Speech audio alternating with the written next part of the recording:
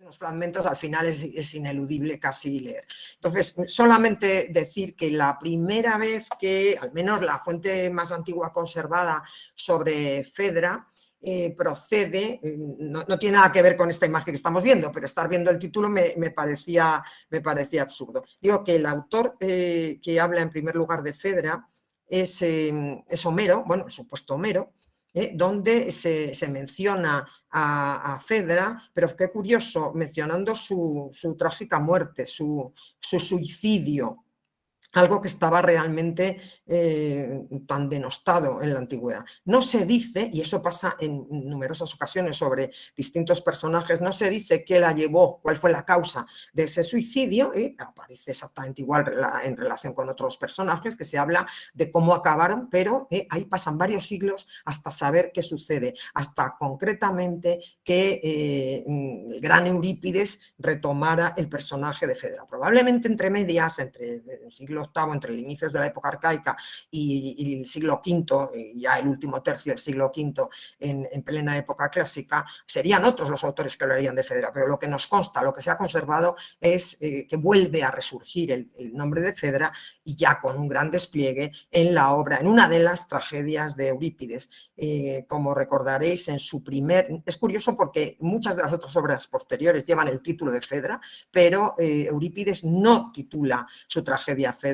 aunque está ahí en la columna vertebral, sino que la titula primero Hipólito Velado, después el Hipólito Coronado. Apenas se conserva nada del Hipólito Velado, luego haré mención a ello, pero lo que sí sabemos es que tuvo que, se vio obligado, de cierto modo, fue tal la crítica ante su Hipólito Velado. ¿Por qué crítica? Porque claro, que una Fedra se declarara su amor a su hijastro, al hijo de su esposo Teseo, era algo que los atenienses no vieron, no solamente nada bien, sino que bueno, hubiera supuesto el fin de Eurípides, y por eso realiza, como recordaréis, una segunda versión, que es la que se conserva, la del Hipólito Coronado, completamente diferente en lo que es la transmisión, la forma de transmitir ese amor. Y realmente es el que nos sitúa, el que se hace eco de cómo, muchos siglos después, en este emblema magnífico pompeyano, aparece, probablemente era una de las, yo no sé si veis bien el cursor, es una de las féminas que está contemplando la salida, he pasado demasiado deprisa, probablemente es una de las féminas que está junto a su hermana Ariadna contemplando la gesta de Teseo al salir airoso, al salir victorioso, tras haber dado muerte al Minotauro. Por tanto, tenemos a una Fedra, siempre se olvida su origen cretense, hija de Minos y Pasifae, que a la sombra de su hermana Ariadna va a huir, no obstante, de la isla en ese barco del victorioso Teseo. Recordad que tuvo que pasar primero por contemplar cómo su hermana era verdaderamente la primera en los deseos de Teseo, no en vano ella es la que la había ayudado, y ya se han hecho eco anteriormente del personaje Ariadna, por tanto no voy a repetir más, pero recordad que tendrá que esperar también a que Teseo, después de haber abandonado a Ariadna en la isla de Naxos, se una a la amazona Hipólita, de la que va a tener ese famosísimo hijo que ella abandona al ser... Hipólita, que abandona al ser varón, y finalmente cuando Teseo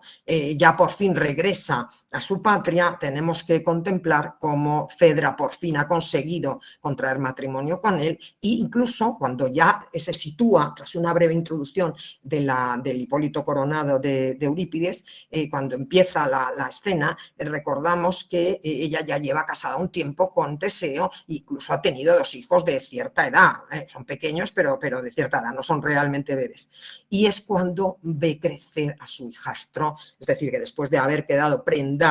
de Teseo, es cuando ve crecer, esta es una de las imágenes más antiguas que se atribuyen al personaje, a la representación de Fedra, como ella, como esposa del rey Teseo, contempla como el hijastro, que lógicamente vive con su padre al haber sido abandonado por la tradición de las amazonas por su madre, pues ve cómo va creciendo ese adolescente y se queda, como todos sabemos, prendada de él. Prendada, lógicamente, algo imposible de entender, aunque no fuera demasiado mayor para la época, debía serlo. Quizá Fedra tendría 30 o 30 y pocos, pero lógicamente era una mujer casada y bueno, quedarse enamorada de un joven y sobre todo siendo su hija, no hijastro, pero sí el hijo de su marido, era algo que supongo que la opinión pública no podía tolerar. Se dicen autores posteriores en esta línea de cómo se queda de prendada. Ella abandona, no olvidemos que ha abandonado su patria, ha abandonado Creta y por tanto se traslada a otro lugar y allí de pronto siente una pasión desmedida causada lógicamente como siempre por las diosas. Y recordad también que es un autor de época imperial, no me acuerdo si era Pausanias, creo que sí, que dice cómo cuando él estaba contemplando, cuando Teseo viajaba y ella mientras tanto en su casa veía cómo iba creciendo Hipólito, se iba quedando anonadada y cómo una especie de peineta, una especie de prendedor se lo clavaba de la pasión que le causaba ese Hipólito que iba cada vez haciéndose. Recordad también que Hipólito, claro, al ser hijo de la amazona Hipólita, solo tenía ojos. Ahora nos fijamos sobre todo en nuestras otras representaciones de la pintura de vasos, donde vemos en la parte inferior. Recordemos también que todo esto viene causado también, como siempre, por la rivalidad entre diosas, Artemisa, a la que Hipólito se rendía, y por tanto los celos terribles, pero terribles, en este caso de Afrodita Venus, hacen que cause ese terrible mal, suscitando la pasión en Fedra, una mujer casada. Estas son algunas de las imágenes que aparecen en el link, pero y por supuesto otra de las imágenes que nos da casi el final de lo que sucede según la tragedia de Eurípides, aparece en otra magnífica pintura de vasos de cerámica Apulia, donde vemos cuando ha sido expulsado del reino a la vuelta de Teseo, donde se le ha calumniado, donde Fedra, por supuesto, hace ver que realmente es ella la que ha sufrido el acoso de Hipólito, y cuando él huye, que va lógicamente a despeñarse y a encontrar su final, su destino, ¿no? En el siglo IV a.C. Las siguientes imágenes aparecen ya en pintura en época romana, en pintura pompeyana, donde vemos, y este fresco es muy curioso porque reproduce una imagen o una escena que vemos luego en sarcófagos, que vemos en mosaicos, es decir, que va a ser la que más triunfe en el imaginario, en las artes visuales. Vemos a Fedra, que es algo muy típico, que lo veíamos antes de la pintura, en otra pintura de vasos, sentada pues, con toda su majestuosidad, con toda su dignidad. Vemos un escenario arquitectónico, aunque se atisbe el patio quizá de palacio, y vemos este personaje que va a ser crucial, que ya era crucial, el de la nodriza, en todas las tragedias de Eurípides, y aquí tiene un papel relevante, cómo es ella la que se dirige hacia el joven Hipólito. No hace falta que haya ningún tipo de epígrafe con la identificación de los personajes, porque es evidente, él parte, es un joven que aparece en toda su magnitud, y cómo con el caballo y sobre todo el perro, destinado a lo que era su actividad preferida, no solamente se consagraba, vamos a decir, virginidad no sería correcto, pero sí su castidad a la diosa en su dedicación a la diosa Artemisa, y se dedicaba a actividad cinegética. Y aquí parece, lo vemos muy claro, sobre todo por la viveza de los ojos, como la nodriza le está indicando, le está diciendo algo que causa, casi vemos el sonrojo de Hipólito ante las palabras de la nodriza. Estamos viendo claramente que, por tanto, han pasado siglos, pero que la segunda versión, la conservada de Eurípides, ha influido notablemente. Porque si en la primera, aquella que los atenienses denostaron, era Fedra la que le declaraba su amor, algo impensable que una mujer, incluso aunque hubiera sido, pienso yo, aunque no hubiera estado casada, aunque no hubiera sido la esposa de su padre, que una mujer tomara la iniciativa y declarara su amor, eso era algo impensable. Y en ese sentido, en el Hipólito Coronado, en la segunda versión, con la que realmente triunfó Eurípides, con la que, volvió al sendero, es la nodriza la que le comunica, pero no por indicación de Fedra. Fedra en modo alguno, recordad, en modo alguno quería compartir con nadie su pasión, su furor, todos sabemos a qué me estoy refiriendo, y es la nodriza la que, temiendo por su vida, porque parece que ha caído, desde luego cuando uno lee la tragedia, de Eurípides. Parece que Eurípides está describiendo un cuadro de prisión. Ella no tiene ni ánimo para levantarse de la cama, no come, no quiere salir de sus aposentos, y por eso la nodriza teme tremendamente que pueda caer no simplemente en la tristeza, sino que pueda encontrar la muerte. Y preguntando por las circunstancias, por las causas de esa terrible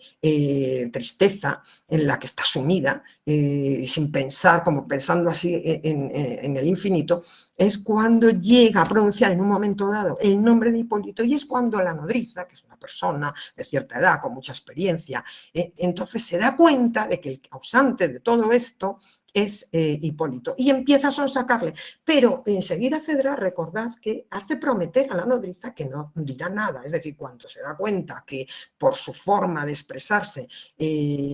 sus ojos, su respingo al oír el nombre de Hipólito le ha traicionado, hace prometer a la nodriza que no dirá nada, porque piensa que es realmente indigno por parte de ella sentir esa pasión, no vamos a decir amor, pero sí esa pasión por el joven hijo de su esposo. La nodriza, sabemos todos que no le va a hacer absolutamente ningún caso, y aquí en esta pintura vemos muy bien cómo es ella por su cuenta la que se dirige, cuando iba a partir hacia la caza, se dirige a Hipólito, y vemos la cara de sorpresa de Hipólito como diciendo, pero ¿qué estoy oyendo? La nodriza, cuando ve la reacción, por supuesto negativa, de Hipólito, le hace prometer que no dirá absolutamente nada, ni siquiera de lo que ha oído.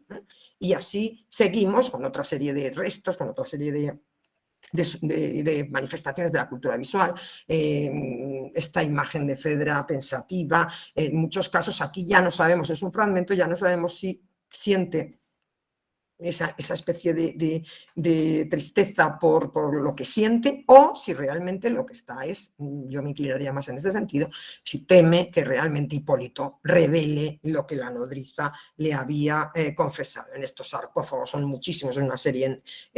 magnífica en distintos museos europeos, también en el de Estambul, vemos siempre a Fedra con una majestuosidad, con una diadema, sentada en un asiento noble, que es que no quiere casi ni mirar hacia la escena, aunque son escenas que se están sucediendo en distintos momentos y en distintos espacios, pero es como si no quisiera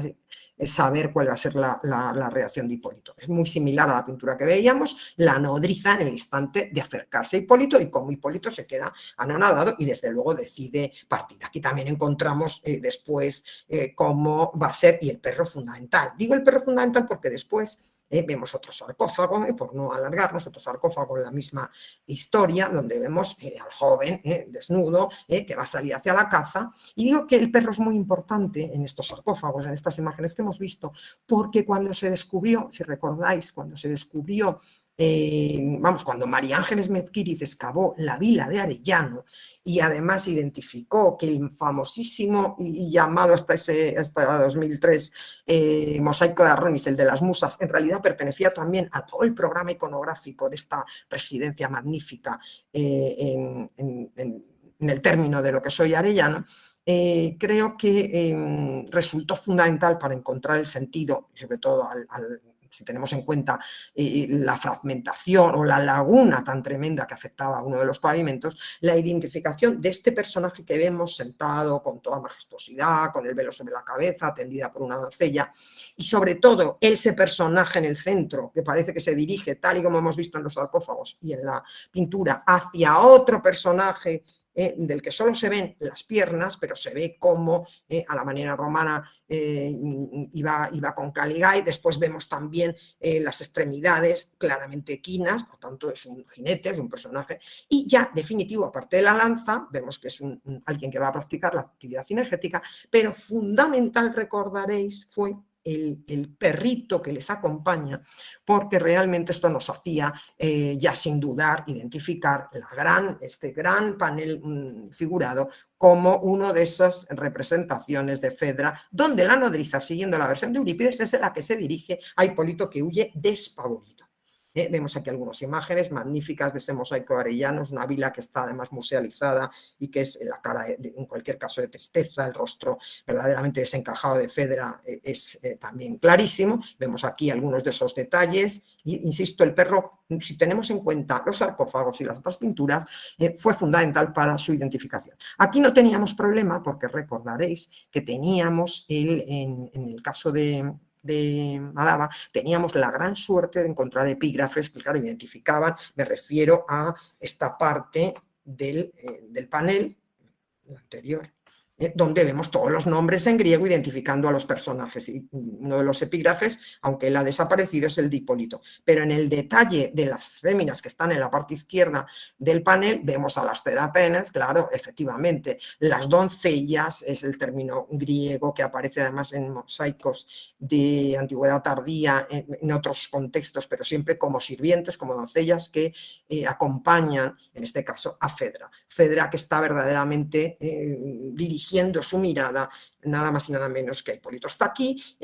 creemos que eran las imágenes de muchos siglos, aunque sea muchos siglos después, que influían,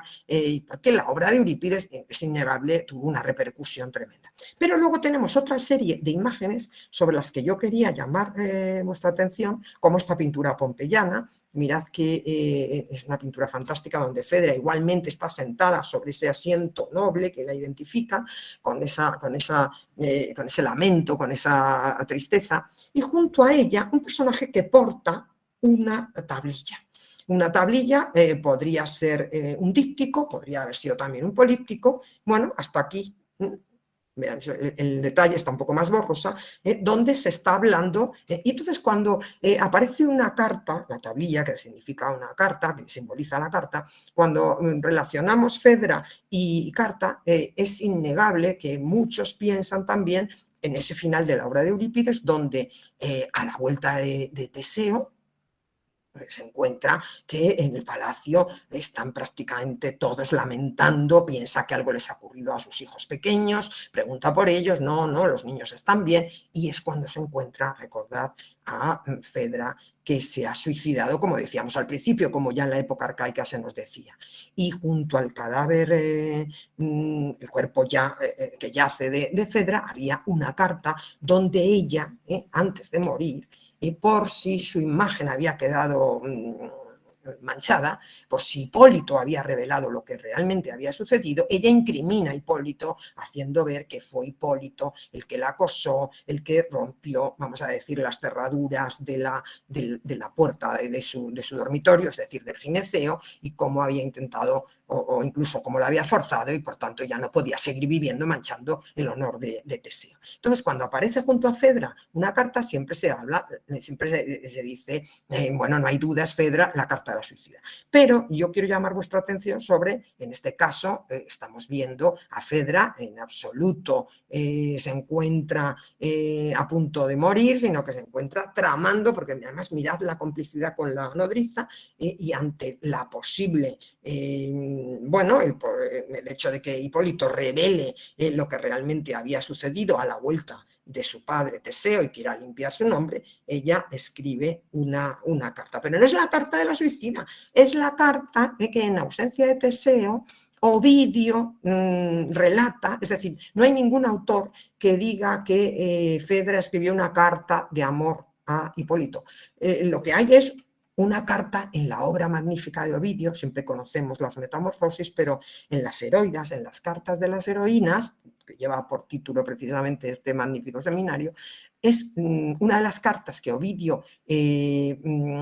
hace redactar como si fuera Fedra, es la de Fedra dirigida a Hipólito, donde ella le muestra todo su amor, donde ella es algo que no aparecía en el Hipólito coronado de Eurípides y que es una novedad frente a lo anterior. Y es curioso porque la trascendencia de esa carta donde ella, en cierto modo, le echa en cara cómo había tenido que abandonar su patria. Es un poco el mismo caso de Medea, que abandona su patria natal, su tierra natal, abandona a su familia para seguir al esposo. Por otro lado, lo que era costumbre en el mundo griego, ¿no? El pasar a convivir con el esposo, pero en la casa del padre del esposo hasta que éste muriera. Y por tanto, pero ella lo hace ver cómo abandonó Creta, cómo abandonó, más le hubiera valido no abandonar a Minos, a Pasífae, es decir, todas las costumbres de la isla, porque realmente esto le había llevado a una situación sin salida, ¿no? Tras su boda con Teseo. Y le declara el amor, un amor que no puede dejar de sentir. Y ese amor, que es una carta de amor, es la que aparece, a mi juicio, en numerosas imágenes donde vemos, insisto, no es la carta de la suicida, por tanto habría dos cartas, sino la carta de amor que está escribiendo, que está dirigiendo Teseo. Y esto aparece también, fijaos qué curioso, porque aparece también en los mismos soportes que hemos visto hasta ahora y que siguen la versión de Eurípides. Lo vemos en sarcófagos, me parece que este está conservado en Estambul. Vemos aquí a la nodriza, la disposición de Fedra con una de las cerapenes es la misma, y cuando ya iba a partir, veis aquí la nodriza, incluso él con la carta, como si estuviera mirando la tablilla, como diciendo, ¿pero qué me estás dando? En otras obras, como este mosaico maravilloso de la domus llamada del pavimento rojo, lógicamente, porque es muy poco frecuente, sobre fondo rojo, una de las imágenes precisamente que aparecen, son imágenes mitológicas, es la que vemos en este panel rectangular de la izquierda, y que la vamos a ver ahora mejor, donde precisamente, basada en la carta que Fedra escribió a Hipólito y que sin duda fue enviada, o mejor dicho, llevada en mano por la nodriza. Por tanto, aquí lo que tenemos es una versión en la cultura visual que, por un lado, sigue esa tradición escrita de Ovidio en sus Heroidas, pero en cierto modo utilizando a la nodriza, protagonista en Eurípides, para hacerle llegar la carta. Porque fijaos que aquí vemos a Fedra completamente, aquí no está sentada con esa pena, con esa tristeza por no ser correspondida, aquí está casi a la espera de ver qué situación, cuál es la respuesta de Hipólito. Vemos a la nodriza y, curiosamente, en la parte inferior, cerca de Hipólito, como si hubiera sido la imagen a continuación, la secuencia realizada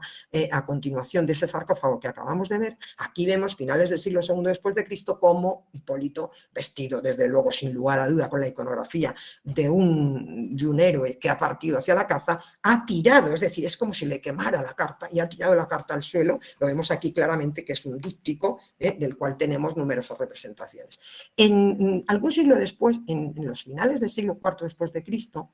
en la maravillosa domus de Dionisos, de Nea Pafos en Chipre, vemos de nuevo otra vez el tema de Fedra e Hipólito, en uno de los paneles figurados, y mirad cómo aquí parece que es el momento previo, antes de deshacerse de la carta, vemos dos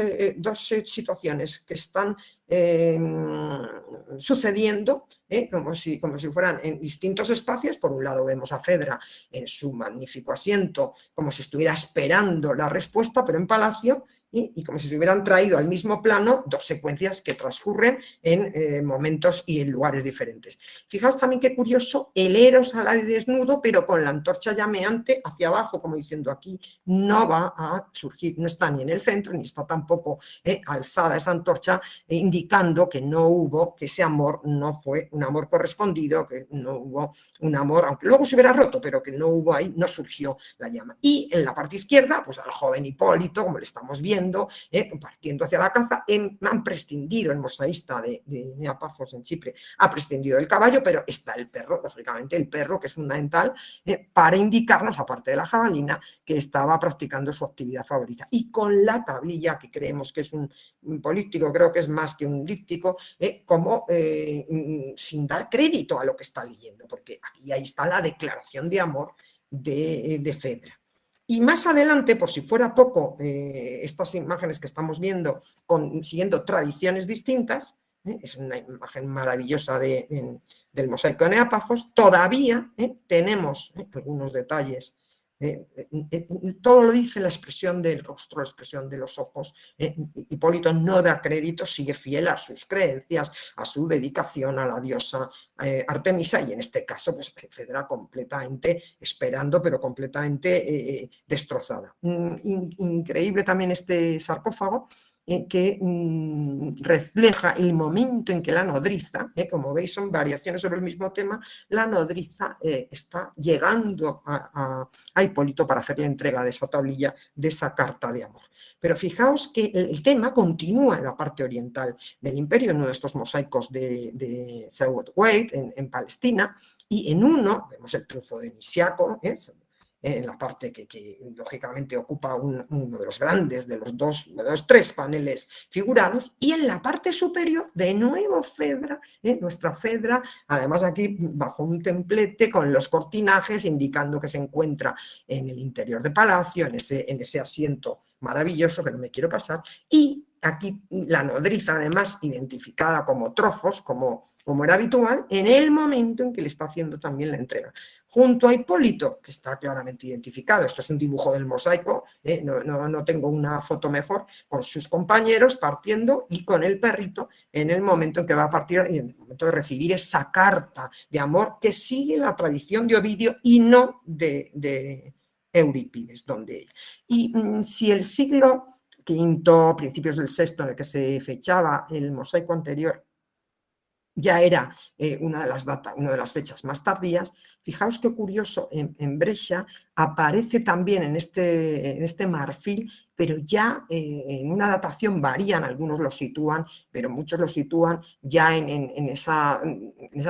larga antigüedad tardía, casi medievo, en el siglo VIII después de Cristo. Es muy curioso porque de nuevo, Fedra aquí se ha prescindido de la nodriza, pero él ha recibido la carta, como pasaba en Neapafos, en el mosaico de Neapafos, tiene la carta en su mano, está mostrando todo su asombro. El perro, por supuesto, no falta, Scaligae la lanza, y de nuevo, como antes en el mosaico de Neapafos, el amorcillo que señala Fedra, que señala que realmente la pasión la sentía Fedra por Hipólito y no al revés. Por tanto, vemos cómo esta larga tradición, si siempre señalamos que Hipólito, desde finales del siglo V antes de Cristo, su obra ha tenido tal impacto para influir en mosaicos, en sarcófagos, no solamente en siglos inmediatamente posteriores, sino también a lo largo del Imperio Romano. El caso de Ovidio es igualmente digno de señalar. Digo, las cartas de los Heroínas, siglo I antes de Cristo, y vemos cómo a lo largo de los siglos pues, discurre en paralelo con esa influencia, llegando incluso hasta la mismísima época medieval. Este marfil se conserva en el Museo de Brescia, que tiene una colección verdaderamente fascinante. No puede chocarnos que, a pesar de que Fedra fuera una de esas personas que rompían los moldes, y por tanto creo que hay que señalar que Eurípides, aunque la tradición probablemente o la leyenda era muy anterior, pero Eurípides le dio un protagonismo, quizá hay que señalar que quizá por esta forma de ser de Fedra, que rompía moldes, aunque estuviera muy influida por la diosa Afrodita, es como si ella no fuera dueña de sus actos. Sabemos que es un litigio, es una rivalidad entre las diosas Artemisa y Afrodita, pero con ese protagonismo, con esa capacidad de decisión, no es de extrañar que a pesar del olvido, del resurgimiento que a lo largo de la historia ya ha podido tener este personaje, con distintas versiones, con distintos autores, pues sea uno de los más representados en el siglo XX. Es decir, cuando nosotros pensamos en las obras de teatro clásico, cuando digo clásico estoy hablando de nuestra antigüedad clásica, cuáles son los temas preferidos, sea de la versión que sea a través de cartas, sea a través de la nodriza, sea con una carta de amor, pues claro, pensamos siempre en Medea, pensamos en Fedra. Probablemente no eran los más populares en la antigüedad, porque si ellas hubieran servido de modelo, hubieran supuesto una quiebra de lo que era la estabilidad social, de lo que se esperaba de las mujeres en la antigüedad. Pero en cambio, claro, esto nos indica, esto nos nos da idea de por qué cuando nosotros pensamos qué obras han representado en cualquier ciudad, donde haya una escena teatral importante, vamos al Teatro de Bellas Artes, pensamos en la programación y decimos cuántas veces se ha representado, cuántas de nuestras actrices famosas han representado a Fedra. Claro, pues es un personaje que tiene una fuerza impresionante, ¿no? Y que es capaz incluso de romper los rígidos moldes, ¿no? de lo que eran las costumbres establecidas. Por tanto, no he hecho alusión no hago alusión a todo a la reacción de Teseo, vamos a ver si consigo salir, no hago alusión a toda la historia paso a paso, sino me he querido ceñir sobre todo a esos instantes, a esos episodios desde su nacimiento en Creta hasta su suicidio en la casa de su esposo Teseo, que han sido llevados, que han llegado, que han inspirado la cultura visual. Porque probablemente si solo habláramos, si solo nos remitiéramos a la influencia de la cultura escrita, pues tendríamos lógicamente un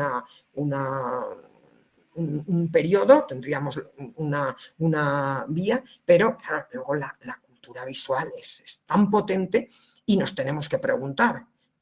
¿por qué un dominus? O sea, pensad que a lo largo de la historia han ido las pinturas de vasos, las pinturas, después, las pinturas al fresco, después los mosaicos, los sarcófagos,